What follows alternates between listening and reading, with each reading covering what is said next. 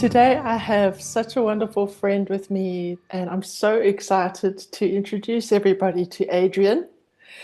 Adrienne is a nature intuitive, and we actually met through very interesting circumstances, I suppose you could say. Is that our guide, Pixie, Pamela Coleman Smith, gave Andrew some of these words in his travel, and we looked that up and we came across the Return of the Doves website. And that's Adrienne's partner, Sandy. And since then, we've become such good friends. Honestly, I feel so connected with you, Adrienne, and with Sandy too. And it's so lovely to have you here today to share what it is that you feel called to do and your purpose and vision. So thank you and welcome. Thank you. Thank you very much for considering me in your platform. I'm very grateful, and I'm a little nervous of it's such an internal world and connection that I experience with nature. So I stumble with words how to convey it. So I'm grateful that you'll be asking me questions, and I'll answer as fully as I can. Not to worry. I often feel the same way, Adrienne, so you're not alone, I promise you.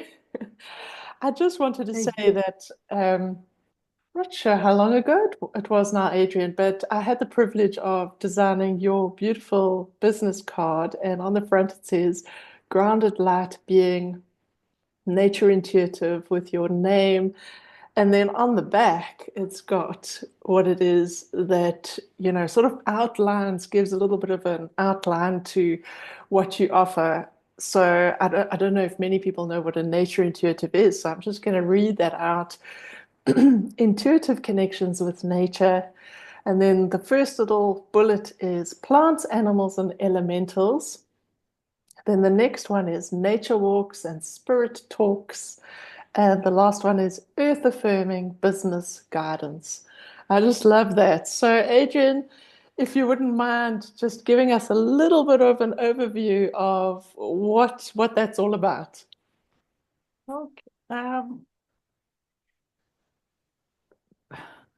I'd explain.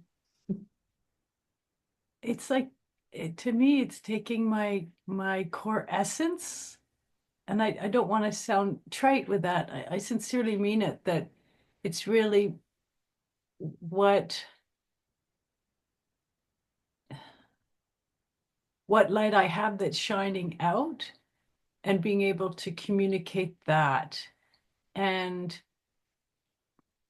it's done in a way that it can come up casually in a conversation when I'm going for a walk, and then people are walking with their four-legged furry animals, and then the dogs always pull towards me, and I feel badly because then the people say, I don't know why my dog's doing this. He never does it, or she never does it, but they're really friendly towards me. So I simply say to people, I think I said, I'm sorry. I said, I think it senses that I'm really one of them.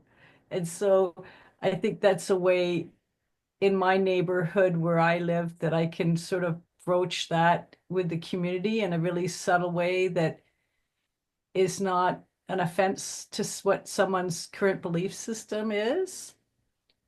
I feel that people know us by our actions, and that I'm not a person who is taking out ads or selling anything. In fact, everything that I do is given freely. So if there's anyone who's contacted me or asked anything, it's it's all it's all received freely, and I offer it freely. And that's not to say that there's anything in any way wrong with people who charge for their services, of course, because we have to live. So I'm not trying to go that way. I just say where I am because it's where I can be at this point in my life at my age. Yes. Oh, I that's don't know beautiful. if I answered your question. I'm so sorry. I see. So I have running video going through my head, and so I see everything. So then to communicate it, it can be difficult. And I live a very hermit life. I'm in nature, and I'm not out in sort of social settings very much. So I apologize if I appear awkward or evasive. I'm not. I'm just trying to get that information and get it out in like a human way of conveying. I think you're doing a perfectly beautiful job, so thank you so much. So, Adrienne, can you tell me, have you always felt this deep connection with nature, or was this something that sort of um, happened at some point in your life, or did it sort of just out of the blue, suddenly you felt, wow, I suddenly feel so connected with nature? How did this evolve? I think it was uh, about 4 years old. And prior to that, I had dreams, like a dream series. So dreams have always been, ever since I can remember, also very sensitive. I was probably 3 years old when I had one incident that happened that I could just tell what a person was feeling and thinking, and I was just revolted by that person. I was with my mother. And then in terms of with nature, 4 years old when I would say I had a very profound experience. So I would say that was when I was aware, and that it's interesting to me because when I look back, it's nothing that I ever shared or talked about. And I do believe it's because when we're a certain way, which we all are, that it's almost seen as being something that everyone has or can do. So, it was only really shockingly, probably in my like 40s, that because I wouldn't share or say, I would just know when someone was talking, it's just like I I can just tell, I can read and understand, and which we all can do.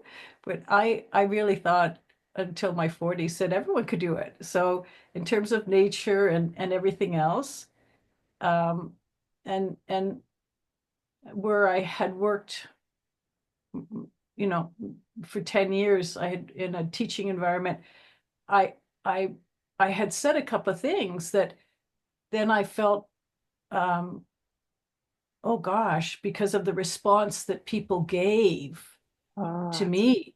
So it was from that then I learned, wow, really? Like it saddened me, and it was really very surprising. And then I was labeled a certain way, you know, the tree hugger, which is a beautiful compliment. I It's love just it. I when it is, and when it's said, with derision, Hmm. then I learned that I need to be careful in these waters because it's treacherous being with people who don't have the same affinity too. So that's when I learned to navigate more cautiously and carefully. Yeah, Mhm. I hear you. I hear you. I think for a lot of people who are very in touch with their extrasensory, and when I say extrasensory, it sounds like it's something over and above what we already have. But as you say, we all already have this. This is our divine nature. We are nature, and we are already in tune with nature. But I think for so long, we have sort of put that by the wayside, and it wasn't a focus, and it wasn't seen as a crucial, wonderful, and celebratory thing. I mean, let's face it, the earth is our mother. She nurtures us and feeds us and clothes us. Yeah. But it's been seen as this, well, no, that's not how it works. And, so there's been a lot of division, and I'm not going to harp on that, but I think, for those people then who were in touch with that so easily and in such a state of flow with that, then to have that sort of resistance, I can understand why you would kind of then become a little bit more um, discerning as to Mhm. sharing this. And I'm not even going to say gift because, like I say, we've all got it. You just are very much aware of it. And so it is a gift in that it gives us so much joy if we just take the time. And if we just stop and spend time just being in nature, it is a gift. It really is a gift. And we all have it, as I say, but I can understand where you sort of kept that a little bit more to the realms of the people that you really felt closest to and safest with. Mhm. So from there, I'd like to move on to when we first met you. So you spoke to me about the sacred tobacco. Is it the sacred tobacco plant? Have I got the name right? Mm. Yes. And you said you love this plant and you want to share this plant with so many. You feel it's such a sacred plant, and it had been removed from the land over years, and your mission is to reintroduce it and bring it forward again into people's conscious awareness. And could you tell me a little bit more about this vision of yours and this calling that you have to be the ambassador of light for the sacred tobacco plant? Yes, of course. And I would like to preface this by saying that I'm in Ottawa, Canada, and it's the unceded, unsurrendered Algonquin and Anishinaabe territory. So I want to say that and acknowledge the land in which I'm standing on. Um, so I'm not Indigenous. I'm not an Indigenous person. I've always been part of nature. I I grew up in Toronto, so a very big city, and it didn't preclude me from feeling connected.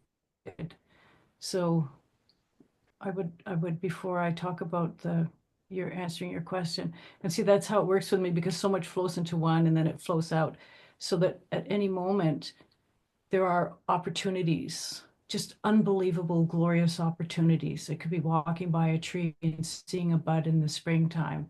It could be sitting, going for a walk in the summer and seeing a dandelion lion plant growing out of the crack of the road. It could be a squirrel that is actually looking at you when you're sitting on the park bench eating your sandwich. So I want that regardless of where we are, any place, any time, I feel, especially in times when our heart feels very heavy, that look around because there is nature that supports us. It could be a breeze that goes by when you're thinking of your mom. Oh, You'd be I like, love that. I love that. wow. So if we can allow our skin to go beyond our hair, our fingers, our entire body to go expand beyond our physical awareness of our body, wow, there's everywhere around us. It's magnetic, it's electric, the energy and nature and all that is, was, and ever will be and has been is in our field. So I just want to open with that. And then to answer the question about the sacred wild tobacco, the Latin name is Nicotiana rustica. And so it's a plant that is honored and revered by Indigenous peoples.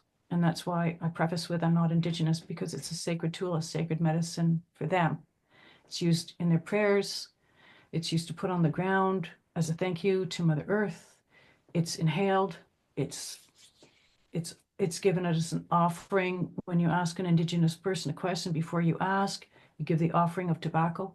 And so, yes, it is curious that why would I be feeling that it's so important for me as one person to get these plants out. And here's how it happened.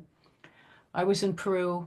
I was on for 3 weeks in literally in the Amazon, in just mind blowing, unbelievably beautiful.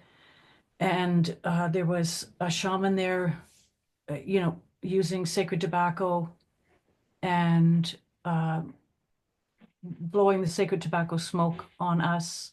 And I had the opportunity to, in a local market, to buy the tobacco there. It's called mapacho, and it's rolled, and it's a very strong tobacco because it's native to that area. And so I took it in a breath, but you don't really take it deeply in your lungs. And so I just knew what to do, took a bit in, and then blew it out to, the sky, the earth, as above, so below, and within. And I literally just went to a different realm. Wow. I'm familiar with that, so it wasn't uncomfortable. It was just, it was immediate. And wow, what a, the words are teacher plant, Wow. medicinal plant, very, very strong. So that's one of my plant, I would say a plant friend, a major plant ally. You talk about um, Pixie and the Taro. Well, it's like the major arcana for me would be certain plant allies. I would just, if that works. I love that analogy. That's beautiful. And I think people can relate to that then. It's very Yes. relatable. Yeah, we all have an ally. Is it the wind? Is it the water? What is your ally? What is your that's always there with you? And it's also, it doesn't have to be in a physical form. I believe that when we think it's energetically is present. So if we're thinking of something, it actually energetically is present. And so with the plants, I was sitting on actually standing on my porch after I had come back, and it could have been 6 months later, I'm not really sure. And I was standing looking out, and it was like, oh my gosh, I got such a strong message on the wind that the tobacco plant, the Nicotiana rustica tobacco plant that grows from Alaska, North America, Central America, South America, grows throughout all the Americas, wanted to come back. And it was asking me to share its seeds because I had bought heirloom seeds that were from the 70s, heirloom organic seeds from Virginia. And I said, okay. And I said, my reluctance is that I'm not indigenous. And this is in a way to me trespassing. It's not in my culture. It's in me. It's not in my culture. And the plant said, do it for me. I need you to do this for me. And I said, okay. I said, I'm one person. I'm not on social media. I don't have many, many, many followers. And it was just do this, start with one seed, start. And so that's how it started. Um, I had the seeds, I grew the plant uh, in the garden, and we have a teeny little cabin. So we would take the wild tobacco plants to our cabin in pots and back, and we had them in the garden. And they're super pollinators, so they attract the hummingbirds, all the species of bees, the moths, the butterflies, the flies. Like, just, it's incredible, and it can grow about 5 feet high. About a third of it are these yellow blooming flowers, almost like corn, almost like a cob of corn that bloom. Beautiful, beautiful scent. So they attract so many beings.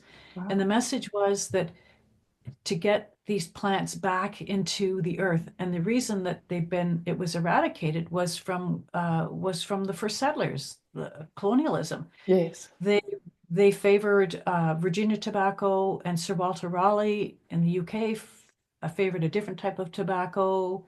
And so they also eradicated them because indigenous peoples used tobacco for prayer. And so it was cultural Wow. genocide. And so that's why Alaska to South America, these plants bloomed like this is where they flourished. And now, hard pressed to find any. Wow. You go and do research, and it'll come up, but it's all kind of a cultivated variety.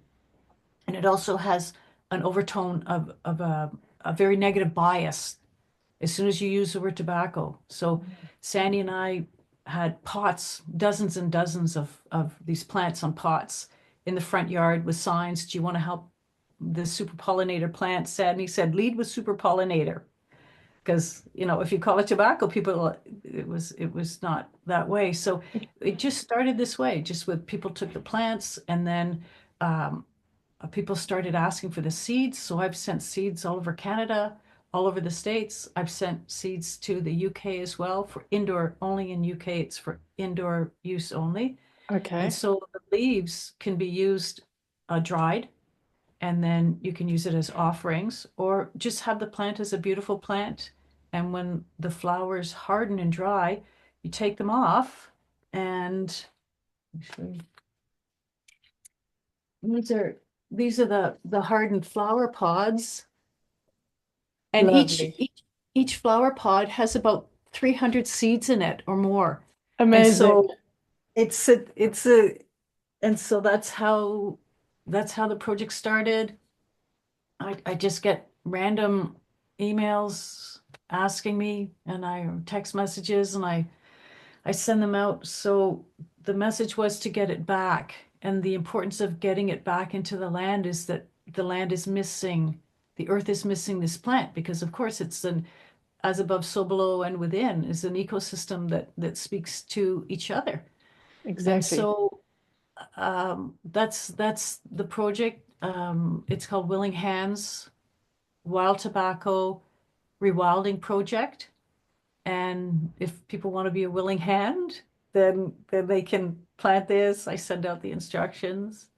Um, How do so they actually that's reach you, Adrian, if they need to reach you? Is that like a an online? Can they find you online with regards to no, that? Or they could no, that's ah, backwards, right? Is it Adrienne Armstrong 22 at gmail.com? at gmail.com. Yeah, There we it's go. on the and Perfect. if people have like um a community plot, like a gardening plot where people are part of a gardening community or something, I can send many seeds, and that way one person could be a distributor of the seeds because I don't charge for anything for the mailing, for the seeds, nothing. Wow. So it's helpful to me if there's one person that says, okay, I'll distribute them, and I keep track of where they're going to. I Of love course, if that. it's in the UK or somewhere Ireland, it's only internal use only because they're not a native plant I to see. the UK. And yes. Are they basically native to mostly the States, Canada, and the UK? Is there anywhere Not the, else? well, they're native to from growing from Alaska. So Okay. Alaska through Canada, the United States, Central Wow. America, and all of South America. So from Wow. like northern Canada to Chile. That's Like this, extensive. it's extensive. So it's like it's extensive where these plants grew. Now, this species is grown in this zone.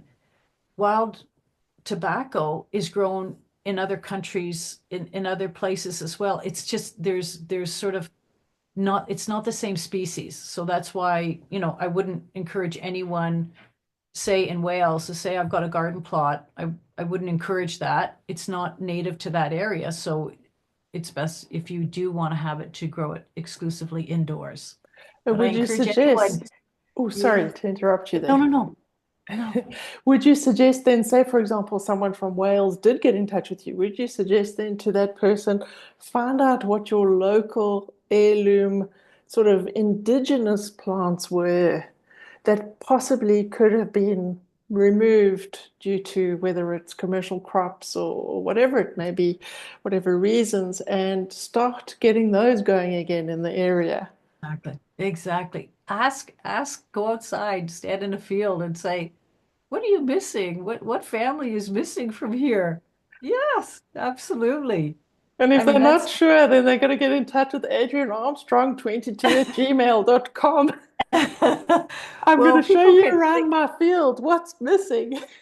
yeah, people will know their land, and Yeah. just to look back, what were the first peoples using as offerings, as blessings? Was it lavender? Was it mugwort? What is it that it was? So a I have grass, to a type of laugh because species. you're saying people will know their land.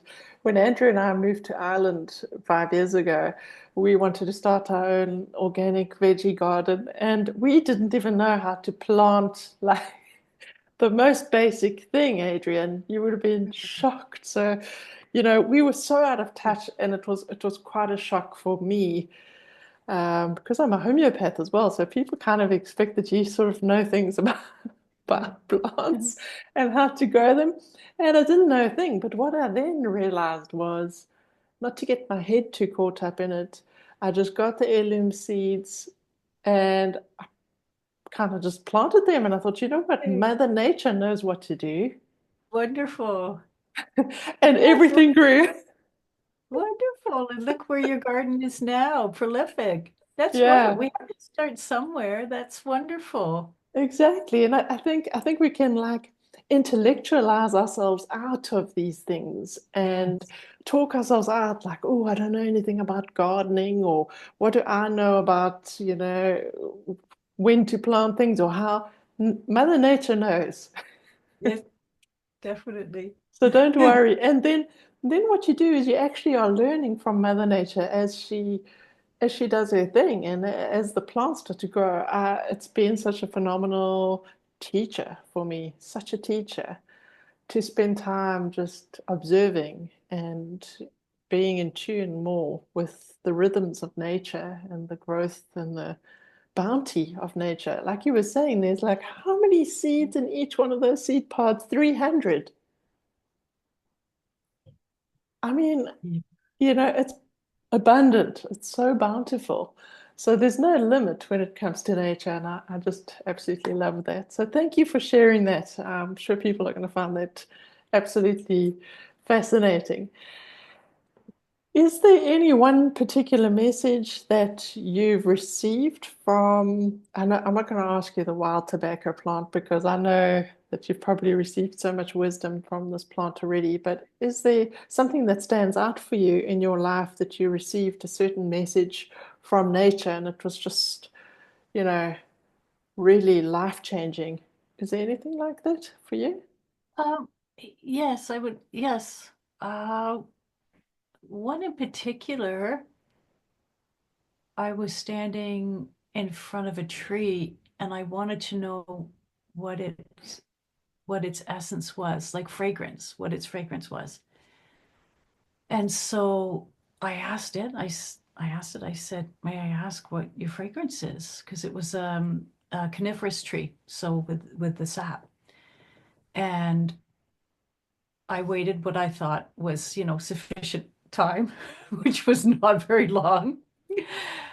And then the tree understood what I was saying and it said so lovingly, oh my gosh, it said, and so calmly, and it came from the top of the tree down, and it said, please realize that we're not used to people talking to us, that we've gone so inside ourselves that and that communicating with each other, of course, but it was so perfectly calm, allowing me to see that it was literally waking up and to give it time. And also that human time is so fast, whereas their time is so much slower. So it was saying, when I asked that, wait, just be there. And I stood there and waited. And then all of a sudden, from the top of the tree all the way down, oh my gosh, this glorious shower of a fragrance from this pine tree came down and just washed all over me. Oh my gosh. Oh. So it was such a lesson of patience, of waiting. And the same with anything, a flower. Sit with it. A bee. Wait, wait, wait. So I would share that. I love that. And as you were describing that, I could literally, it's like I was transported to that moment with you of just pure stillness and peace, and that beautiful fragrance just came. Because we are connected in the quantum field, we are connected, and there is really no time. So we can, with you just describing that, I feel like I've experienced that with you now. And it's just so beautiful. So thank you for sharing that. It's so profound. And I love that. Just wait, pause, Mhm, take a moment, be still. mhm, So beautiful. Hmm. mhm. Thank you for that. So powerful. Good, good. Ah. Now, before I connected with you, Adrienne, I had sent you an email saying that I know sometimes, and I know this from my homeopathy background, because in homeopathy, we use plant materials and different materials from the nature kingdom, basically, to make remedies, homeopathic remedies. And when you said to me a while back, I'm a plant person, I see myself as a plant, I thought, yes, you actually present yourself, homeopathically as a plant. So, because of my classical homeopathy training, I do sort of see that sometimes, especially if it's very obvious when people are showing a certain characteristic. And so I'd emailed you and said, I know that sometimes with plant people, they find it sometimes beneficial to have a framework. And that's why I sent you sort of some of the ideas of what we might discuss today so that you had a framework and you didn't feel too like, you know. And it was so interesting. And this seems to be happening now every time I meet with someone like this. There's something that happens prior to talking to them that connects exactly with what I've said to you. And I said to you in that email, I said to you, and I don't know where that inspiration came from, but probably, Mother Nature was you need to be like the grapevines. You have so much fruit and nurturing and sustenance to share with so many. So that if you have a little bit of structure supporting you, you can offer not just to the creatures that are on the ground, but at all different levels. You can reach different people with your sustenance. And at the time when I emailed that to you, I thought, wow, okay, that's interesting. And it kind of reminded me of this one tarot card, but I sort of didn't think twice of it. And then yesterday, I was watching a sacred geometry course with John 108, I think it is. And he said the word divine comes from literally divine of the vine.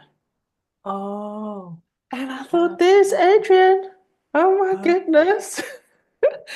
And we are wow. divine. We are of the vine of life. And we are Yeah. all, you know, able to bear fruit in the most incredible ways and nourish each other. So I just had to share that with you because I thought, wow, I can't Oh, believe it. There was yeah. that synchronicity straight away and it reminded me of you. And I thought, wow, it's just incredible how life works. So we Oh are my all divine. God. We are all divine of life. Yes. Oh, wow. That's beautiful. Thank you for sharing that. Oh, Yeah, it's so interesting how this all works, isn't it? yeah. We're sometimes so surprised by unity and by oneness, and yet, you know, it's out Yes. there, Yes. and we are it. We are Yes. completely at one with one another. So it's just so beautiful when it comes together so beautifully. Yes. Adrian, is there anything else that you would like to share if someone's listening to this? And I love the insights you gave earlier when people are possibly feeling a little bit heavy-hearted, just to go and sit out in nature and to feel what comes to them on the winds or what a Mm, small flower can speak to in terms mm. of perhaps there's an answer or a question that they have. Is there any other advice or tips that you could give to someone who's wanting to more fully engage with nature? Yes, I would say that when you're outside, that to take a moment before you sort of just walk out your door too far and look up at the sky, look around you, breathe, and just stop for a moment. Just stop that, the internal clock that drives us ahead, forward, here, here, here. Just literally stop and do it in I would say, in a willful way of just stopping, even if we have to say to ourselves, I'm stopping, and look around and breathe. and really just say, I'm part of all of this. Doesn't matter where we are in a city, anywhere. We're in nature. We just don't see it. It's underneath us, it's around us. And I would say further to that, that look for signs. So um, look for that look for that little stick that's on the ground that maybe a dog had picked up and then dropped it because the family members said, "You've got too many of these little sticks in the house." Look for signs all around you. A stick. Look for look for stones that might be on your front door. We have squirrels that deliver stones to us because we feed them.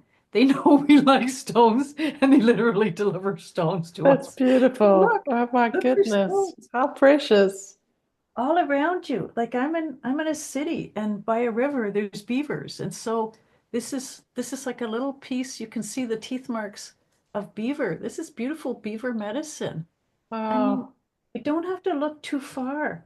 Sap, coniferous trees, they all have sap. Ask the tree. These form after a branch has fallen, but usually in cities been cut. And so this is gorgeous, gorgeous, gorgeous medicine to have in your home. Anywhere you are, anywhere that you are, I find birds' nests all over. I've all over, and I collect leaves and I put them, and it's so honoring to nature. Birds' feathers. Look under a tree. Where do birds sit and they fly to? Trees, and pick up a feather. They're everywhere around you. Everywhere. I make essential oils. This is from sage oil, and it's a good sort of protective energy. I love Um, that. Did you make that essential oil, Adrienne? yeah, I took I didn't make the essential oil. I took, let me think which one this one is. This one, the sweetgrass we made from sweetgrass in our garden, and then a couple of drops of sage oil and put it Okay. in distilled water, and it's lovely if you infuse it in the sun. Lovely. And for people who have sheep around, like look at this sheep's wool, lanolin. Um, if you're going if you have the ability to go on a beach, this is, I make nests out of these. I don't know if you can see it. I take I take seaweed and kelp and I just form it in a circle, make it like a nest, and then I find a rock that looks like an egg and I put it in it. Wow, that's And beautiful. so wherever you are, um, nature's around. Just slow down, stop. Once we practice that, stop.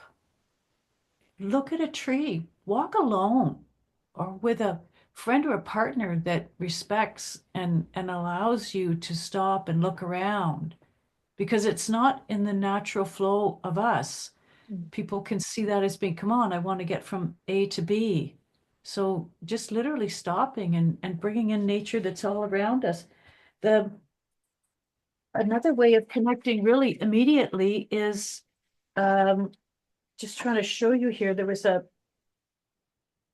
a tree that a sidewalk plowing snow knocked a big branch. This is cedar. Lovely.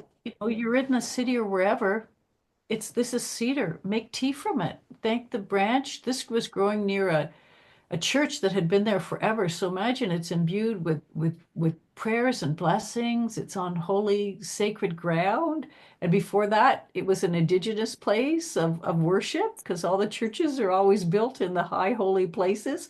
So this is amazing. This is in the city. So I make tea from plants around. So I don't know if that Fantastic. if that is I a think is that's beautiful and great advice. Thank you so much for sharing that. I love that. And I must say, I did get a bit of a fright when you said carnivorous trees. I was thinking, oh good Lord, I've never heard of carnivorous trees. And then I realized carnivorous trees. coniferous. Yeah, coniferous. Sorry, Coniferous. typical Sorry if me. I missed. if I mispronounce that, coniferous. But I thought that was Uh, so funny because I had this like I'm so picture. sorry. I'm so It's sorry, bad. coniferous. I think it's I'm brilliant. so sorry. It's good that we can actually have a Uh, little laugh and a little giggle. And um, yes. I must also just share that there was the time that you had the Empress experience when I had had a major Empress experience with Pixie, and you'd had an Empress experience with a beautiful tree that said to you, I am the Empress. And we didn't know that, I was having my experience and you were having yours. And then we did our Zoom on the weekend, and I mentioned this, and you were just like, well, you won't believe it. I was walking and I spoke to this tree, and the tree said, I am the Empress. And I was just like, oh. So, it's all connected. It is, it is. So, thank you, Adrian. I really appreciate you sharing your plant wisdom with all of us and your nature wisdom. It's not just plants, it's nature. And it's just been such a beautiful sharing. Thank you very, very much. I thank you for your time and for asking and you being beautiful, wonderful you. Thank you. Thank you.